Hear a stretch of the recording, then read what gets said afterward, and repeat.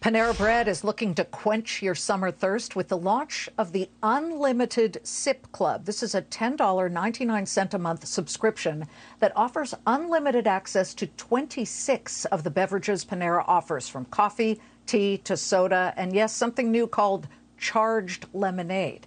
Why so generous, especially as prices are rising and commodity prices are so expensive? Well, it turns out when the fast casual chain launched its coffee subscription in 2020, the company found that those who signed up spent up to 11 times more at Panera throughout the year. As parent company Panera Brands prepares to IPO via SPAC, let's take it to the CEO of Panera Brands, Niren Chaudhary. Niren, you were here about 2 years ago as you launched the coffee club. I'm guessing it was a strong revenue driver, so much so that you came up with the Unlimited Sip Club. Tell us a little bit about this and why you think it's actually going to bring in more than what you spend. It's good to see you, Liz. No, you're right. 2 years back, we launched the Unlimited Coffee Club, and it's done exceptionally well.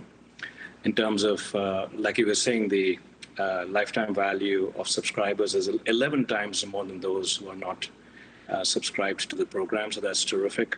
And essentially coming through new customers coming in, existing customers coming more frequently, 8 times more frequently every month.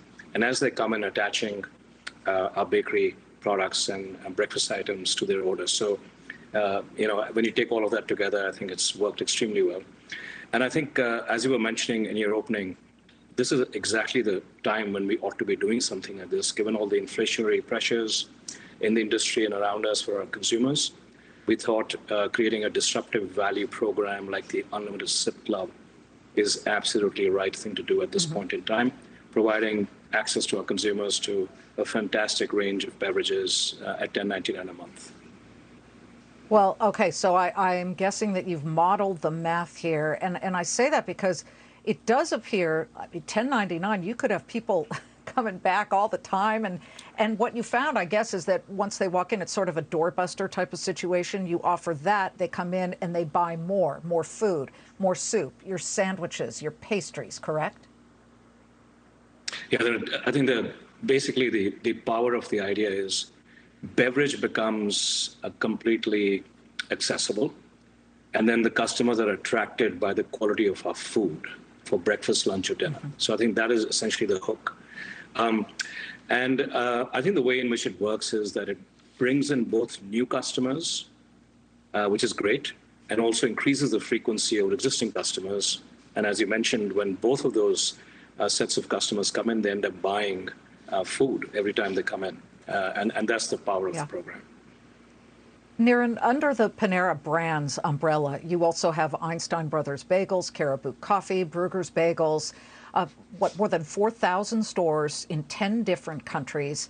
What are you seeing when it comes to 40-year inflation here in the U.S. and sometimes in some cases overseas, even higher?